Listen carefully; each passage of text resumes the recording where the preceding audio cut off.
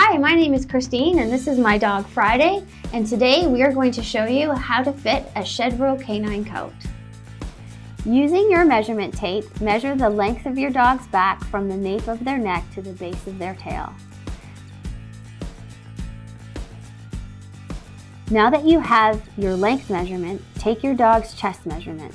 Starting behind your dog's front legs, measure around their chest.